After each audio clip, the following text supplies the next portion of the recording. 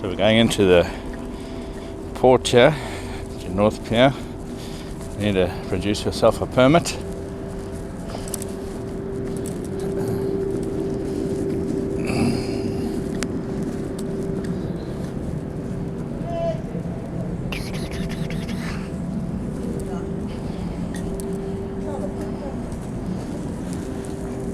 They give you little stickers, all kinds of things here. Then you come through the gates here. Once you've been through the checkpoint, come through the gates. You can't get in here without a permit. Sure, sea's a bit up today. It's quite high. I'm just using all my old stuff here. And this one here, and the goldfish, a little football head jig. A little football head jigs are nice to drag along the bottom. Although this place, if you drag along the bottom too much, you're going to catch rocks. That's why I'm using a very small hook, hopefully not to catch the rocks. And I'm using all my old stuff because it gets expensive. The water's crystal clear. Crystal clear. Chuck it out there. You can do a countdown method, but normally what I do is I just watch the line. It sinks, it keeps sinking. Give it some more line, let it out. Let it drop right down to the bottom. Once it's on the bottom, it'll stop sinking. It should stop sinking. If it doesn't stop sinking, then you've got something on, which does happen quite a bit here. But normally you'll see it change speed. Right, I'm on the bottom. Twitch. Oh, I got a knock already. First knock. Yeah, I'm getting knocks, but I think it's fish swimming through the line.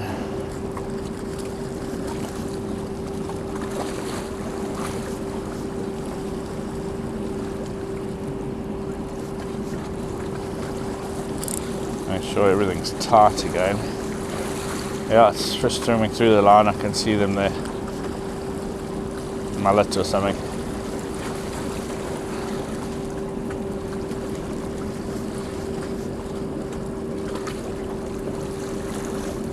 See, if you cast out there, it's okay. There's not too many rocks out there. There's quite a drop off, but if you anywhere within about 4 meters of here, there's a lot of rock, and you will get stuck.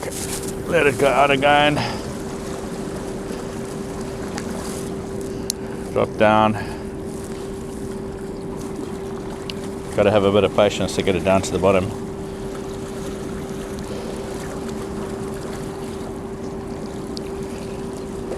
Tide should be pulling now.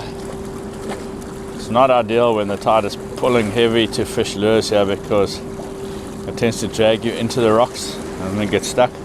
So on those flat waters that you get the bites here, when it goes straight down to the bottom and not get dragged along. If you can, it's going. Oh, there we go on the bottom. Twitch. And a drop again. Twitch. Sure. Normally by now I've at least had a pickup. I think that, I had a pickup there. That was a good pickup. That felt decent.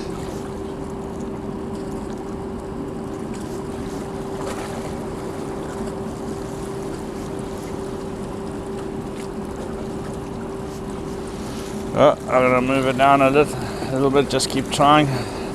I get these grunter that move up and down along here. There was definitely one good pickup there.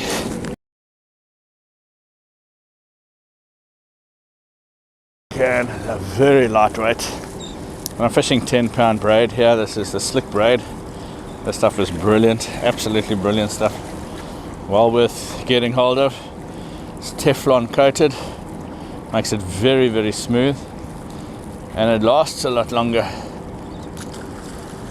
This 10-pound, I like the 10-pound, especially when using light lures that go down easier.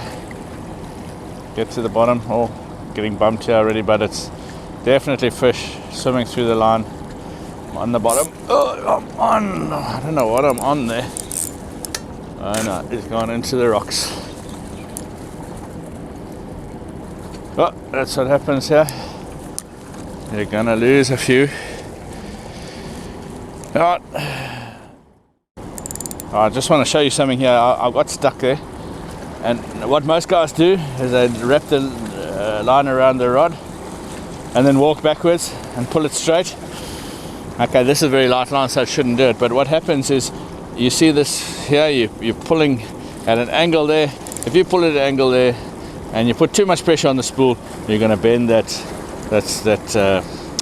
shaft that goes through there.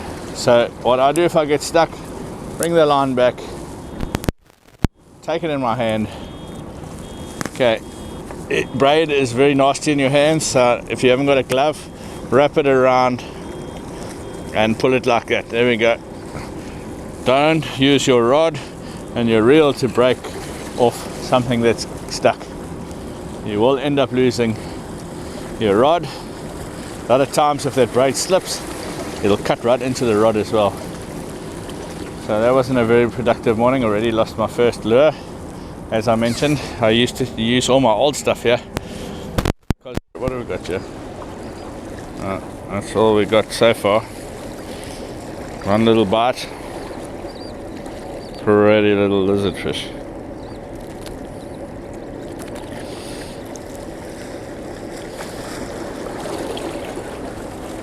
Off you go. See you later. Oh, let's have another shot out here. Very sort of time consuming this because I'm fishing very light and it takes a long time to go down. It was very big at one stage. I don't know what this is. And then something else here now. Oh yeah, that's another thing you've got to be careful of when you're fishing such light rods and that. You don't want to use the rod to lift. You want to grab the line and you want to lift them up like that. Oh, looks like a little cave bass, lantern fish. Sit there. I think his friend was there because something hit me and that drag screamed. Unfortunately, I turned the camera off at the time. As you know the old saying, camera on, no fish. There you go, pretty little fish. That's the nice thing about South Pier, there's so many different varieties here to catch. Off you go. Catch you later. Let's go again because something really hit me and screamed off there just now.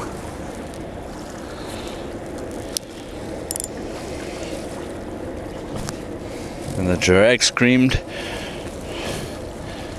And a couple of bounces after that, that little bass picked me up, so I think there's something else there with him.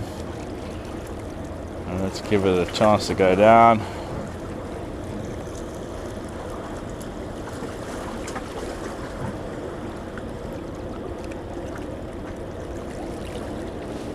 There you go.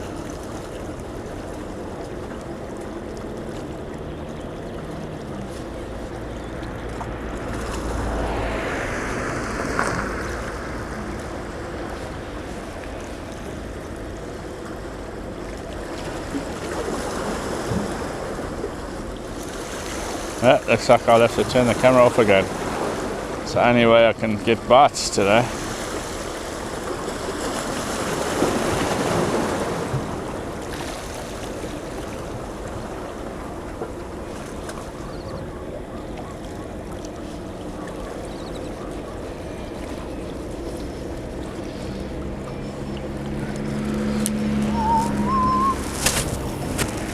Further out.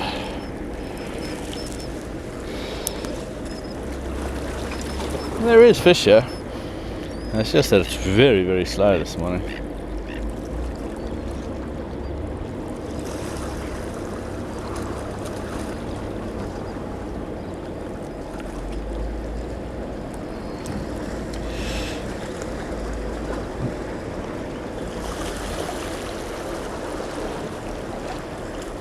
Oh, there we go. I've got something good on you. I don't know what it is. It's gone into the hole there though. Come on, come out of there. Come out of there. It's coming out. It's coming out. It's coming out. Going back in again. Out and in and out and in. I don't know what this is. It's doing some very funny things. Oh, it's a wally. Yeah, it's a... No, it's not. No, it's not. It's a little gar. Come here. It's a little gar. There we go. That's probably what took me just now and screamed off. Garfish. Slimy little things. Come on, watch those claws. Watch those sharp things that tend to mess up the braid as well. Come on, dude, open your mouth and let's get rid of this line that's in there. Come on. Let me get rid of that.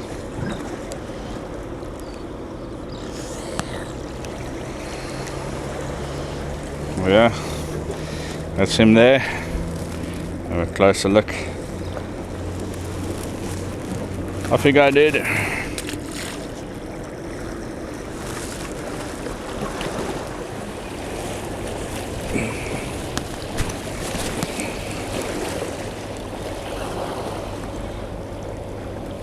See what have we got here? What have we got here?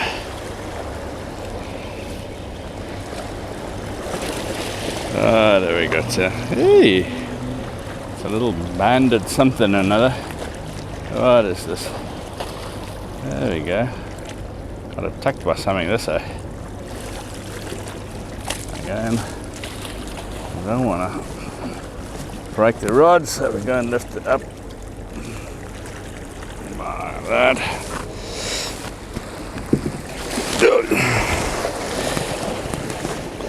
So that's what we managed to catch.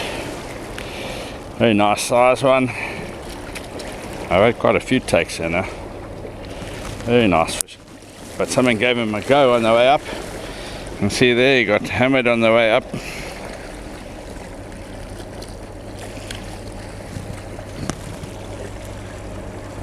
Looks like an older saw. Anyway, off he goes. Starting the slow jig here. And get across here. See what we got on here. From jumping over this fish. So we are getting down. I don't think it's too big, this fish. Probably one of those little red things. Now it's coming in very easily, so I don't know what it is. It's a lizard. No, it's not. It's a blacktail. It's a blacktail.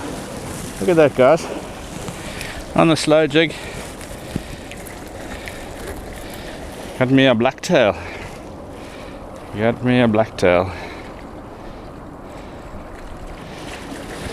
Off you go, dude.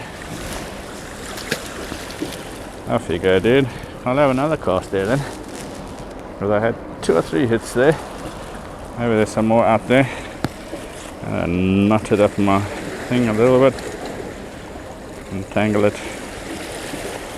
There's just a little trick I'd like to show you guys. This is the McCarthy's bait. And what I do, just to make them a little bit more attracted to the fish, get hold of this yum spray. This one is crawfish scent. You get a couple of different flavors. The crawfish is my favorite. There's another one called shad, and those two work well for saltwater applications.